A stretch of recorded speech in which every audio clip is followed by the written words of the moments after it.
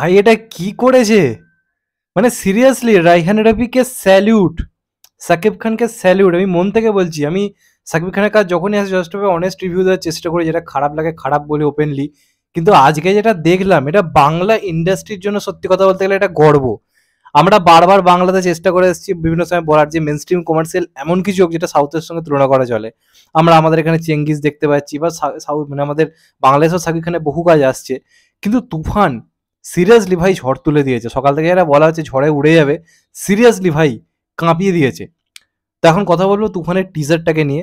তো তার আগে একটাই ছোট্ট রিকোয়েস্ট, যারা এই চ্যানেলে নতুন, যে সমস্ত সাকিবিয়ান্স বা বাংলাদেশের বা এবার বাংলা যে সমস্ত দর্শকরা চ্যানেলে নতুন, প্রত্যেকে চ্যানেলটাকে অবশ্যই সাবস্ক্রাইব করো অ্যান্ড পাশে থেকো।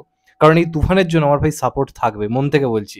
সত্যি কথা বলতে গেলে জিদ্দা বা দেবদার কাজের জন্য যে পরিমাণ সাপোর্ট থাকে তুফানের জন্য থাকবে। কারণ এই সিনেমাটা আমাকে পাগল করে দিয়েছে টিজারটা, সিরিয়াসলি মন থেকে বলছি।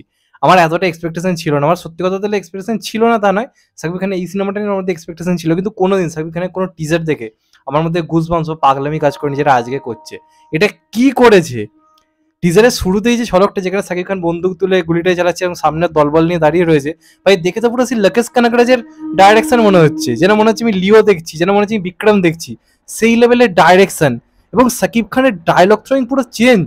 সাকিব খানের কথা বলার ধরন, কথা বলার বার্তা, এবং সাকিব খানকে যারা এতদিন ধরে বলে এসছে অভিনয় পারে না অভিনয় পারে না, আমাদের এখানকার অনেক দর্শকরা বলেছে, আমিও ভাবতাম তাকে কাজে লাগানো হয়নি। আজকে রাইহান রাফি তাকে যখন পেলো, দেখুন কিভাবে কাজে লাগেছে। আমার মন বলছে এটা বাংলাদেশ শুধু না, আমাদের এখানেও একটা দুর্দান্ত কালেকশন করতে চলেছে। আমার প্রথম থেকে কথাটা বলে এসেছি, এখানে হয়তো চলবে না ভাই, সিরিয়াসলি মন থেকে বলছি, আমি আমার কথা পাল্টালাম। আমার মনে হচ্ছে এখানে সিঙ্গেল স্ক্রিন গুলো সাকিব খানের হাত ধরে একটা ভালো জায়গায় পৌঁছবে। আর মন বলছি সিনেমাটা কিন্তু দারুণ চলবে। এবং শেষে যে চমকটা, চঞ্চল চৌধুরীর যে লুক, এবং চঞ্চল চৌধুরী একটা ঠান্ডা মস্তিষ্ক চরিত্রের একটা ভিলেন সম্ভবত এখানে প্লে করছে, যে ঠান্ডা মাথায় পুরো খেলাটা খেলে। সেইরকম টাইপের পারে চঞ্চল চৌধুরীকে পাওয়া, এটা তো একটা বিরাট বড় ব্যাপার। যদিও মিমিকে সেইভাবে দেখানো হয়নি, দেখতে পাইনি আমি যেরকম ভাবে দেখলাম, কিন্তু যেটুকু যে লুক রয়েছে এবং তুফান তুফান বলে যে গানটা হচ্ছে, সেটাও ভাই মারাত্মক লাগছে।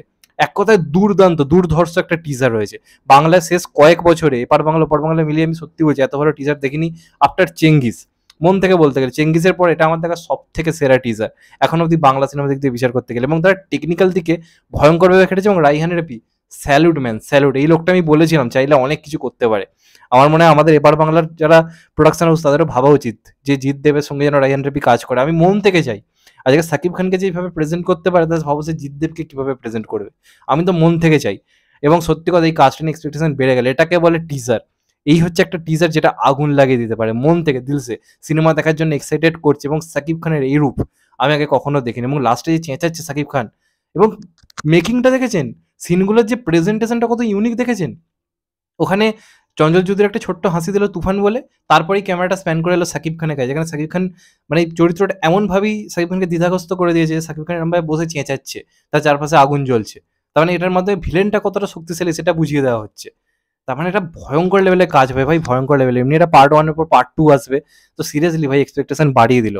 মানে রাইহান রাফি জিনিয়াস লোক ভাই, জিনিয়াস লোক। এবং এটা প্রচুর যে টাকা ঢালা হয়েছে, আমি যে বললাম বাজেটের কথা, কাজটা দেখে বুঝতে পারছো সত্যি টাকা ঢেলেছে। এবং এটা সাকিব খানের জীবনে সব থেকে বেশি টাকা কামানো সিনেমা হতে চলেছে। এবং আমার মনে হয় দুই বাংলাতেই এই কাজটা খেলা দেখাবে। কিচ্ছু করার নেই, আর কিচ্ছু করার নেই। সিনেমাটা ভাই লোককে ফেরাবেই, হলে সিঙ্গেল স্ক্রিনের লোক ফেরাবেই। কিছু করার নেই, এটা একটা নতুন দিগন্ত খুলতে চলেছে বাংলা ইন্ডাস্ট্রিতে। এক কথায় বলতে গেলে সাকিব খানকে দারুণ লাগছে, চঞ্চল চৌধুরীকেও মারাত্মক লাগছে, এবং রাইহান রবিমান স্যালুট। অসাধারণ টিজার হয়েছে, আনএক্সপেক্টেড টিজার হয়েছে, এটাই বলার। যাই হোক, তোমাদের কেমন লেগেছে কমেন্ট করে জানাও। আর চ্যানেলটা যদি নতুন হয়ে থাকো চ্যানেলটাকে সাবস্ক্রাইব করে দিও, অ্যান্ড কেটে দেবে লাইকন। ভালো থেকো সবাই, টেক কেয়ার, নমস্কার। আবার দেখা হবে এখন তো ভাই, সবাই ভালো থেকো, সুস্থ থেকো, নমস্কার।